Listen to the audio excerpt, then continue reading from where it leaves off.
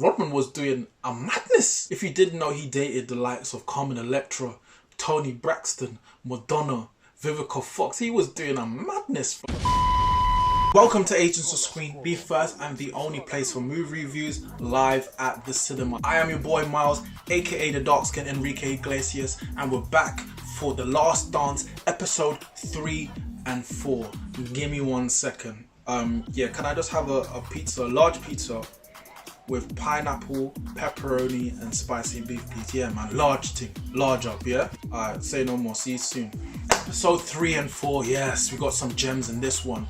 Episode 3 focuses, initially at least, on Dennis Rodman, the enigma himself. But they show you need a man like Dennis Rodman in your team, someone that loves the battle, that loves the fight, does the dirty work, the gritty work, the elbows, the knees. He loves the physical nature, he loves the bite, he loves all of that. So say for example in the Golden State Warriors, for example, you need a Draymond Green in your team. You need it. But it's interesting to me that all the major players, they all feel like without them, the ring wouldn't have been possible, which is true. Like, you need a team. Everyone needs to be a part of it. But they show you Rodman's background. Very poor upbringing, homeless at 18 for 2 years, went to college because of basketball. Someone literally plucked him. He was picked late in the draft as well, so he wasn't necessarily a remarkable player coming out of college, but it was very interesting insight into what he identified his strengths as and how he worked at that, and the analyzing of how when people would take a shot, how the angle would affect the trajectory of the, I can't say that word, you know, the trajectory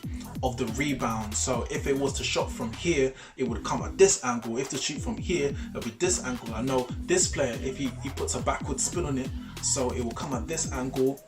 Rodman is up here, fam. Obviously, basketball is a very athletic game, but it's as much physical as it is mental. And speaking of physical, he originally got traded to the Detroit Pistons, who were a very tough and physical team. They would beat you up on the court. At that time in the NBA, you were allowed to be much more physical than now. But they show you some of the seasons before Phil Jackson actually became the head coach, and they were under a guy called Doug Collins, and also showed you MJ's continuing rise, MVP, defensive player of the year, slam dunk champion, all-star, all of that. And this is before he ever won a ring. And at this point, it's the 1989, so still in the early seasons. He's probably been in the league for 4 years, 5 years. Plays against the Cleveland Cavaliers, an Eastern Conference team in the Eastern Conference semifinals. It goes down to Game 7, 3 seconds left on the clock. Puts up the shot, OD net, he's ecstatic. Eastern Conference Finals against the much feared Detroit Pistons team. And the Detroit Pistons, they were employing any type of tactic to stop Jordan. Jordan rules. Anytime he gets up in the air, stop him, push him, punch him, hit him in the head, in the face, whatever. That must have contributed to Michael Jordan losing his hairline, because they were effing him up. To the point where till this day, in the present day 2020, Jordan still holds a grudge over how them teams treated him. And speaking of grudge, they not only did he get beaten up, but the Bulls were beaten, so they were forced to lick their wounds and come back another season. And the Pistons ended up winning the title that year. So that means Dennis Rodman won a title against the Chicago Bulls. But Rodman, they never really go into why, but he was found with like a gun in his lap. I don't know if he was going through some type of mental turmoil at that moment. You guys, if you know, you could tell me. In later years, he was traded to the Spurs. This is all before the Bulls. Traded to the Spurs. He started dating Madonna. And that's when he kind of fully embraced his wild side. Started with the hair colors, the piercing, all of that. And in spite of his free spirit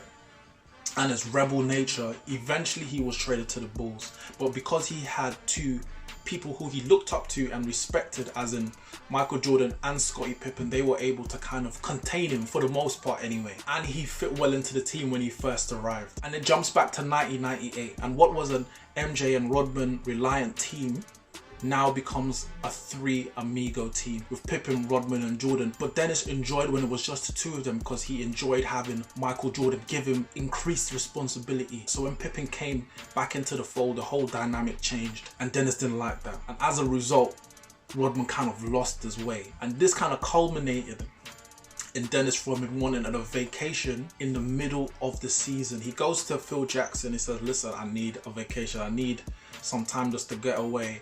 He calls in Michael, he said, Michael, like, Rodman wants a vacation. He said, well, or if anyone needs a vacation, I need one. You can't let him go. But they come to some sort of compromise. They say, okay, we let you go for 48 hours. Jordan says, yo, if you let this guy go, he ain't coming back. But they allow him to go. And off he goes to Las Vegas. And the episode closes with him getting on some biker mice from Mars motorbike.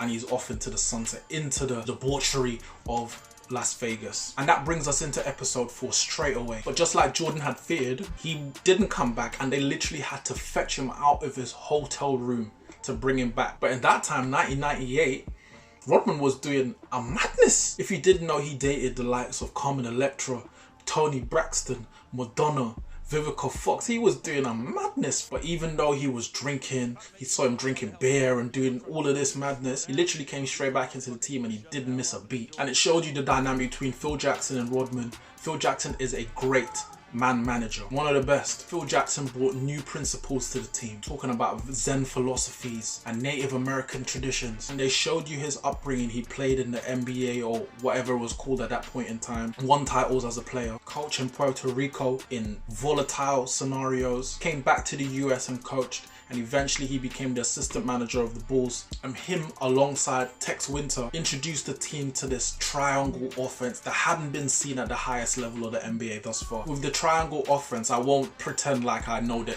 details of it, but the basic thing is, the previous coach, his plan was just get Jordan the ball and he'll win us the game. But the triangle offense encourages more teammates to touch the ball and creates a more team-oriented offense, which allowed other players like Scottie Pippen, for example, to flourish and score more points. And for that reason, it took Jordan a while to buy into that system, because he's like, why would I like a system that takes the ball out of my hand? I want to be in a system where I'm the main guy. But eventually he brought him round to it because he saw the benefits of that type of system. So under Phil Jackson, the following year, they managed to have their rematch against the Pistons, Game 7.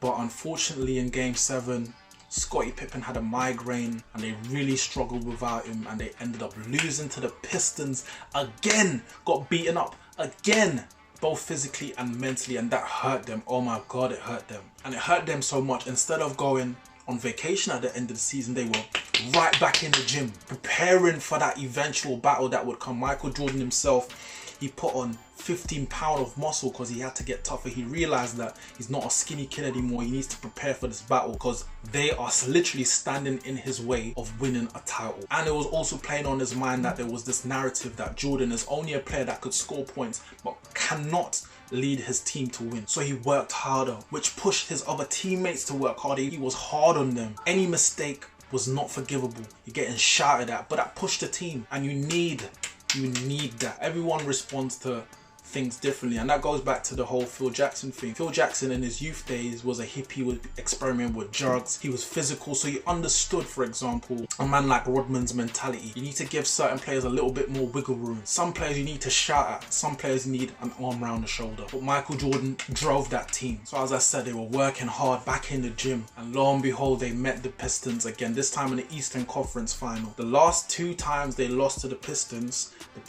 eventually went and won the title. So you know, emotions on the line, you can't make it 3 in a row. And this time it wasn't even a contest, it was a clean sweep, 4-0. And the Pistons were so bitter about it, to the point where they wouldn't even shake hands after the game. And that is 100% a bitch move, because in the years you guys were beating us, we were shaking your hands, congratulations on all of that, and now you man can't even shake your hand? Like, come on, bro. But as I said about the whole triangle offense, it encourages more teammates to touch the ball and encourages not just it to be about one player. And in the NBA Finals against the Lakers and Magic Johnson, the triangle offense kind of paid off, because when they went into the team huddle and they're drawing up a play, they said, listen, John Paxson, your teammate is open. You need to believe in him. Yes, you're the greatest player, but you need to trust your teammates. And it paid off 100%. Michael Jordan would draw defenders, dish it to John Paxson with the 3.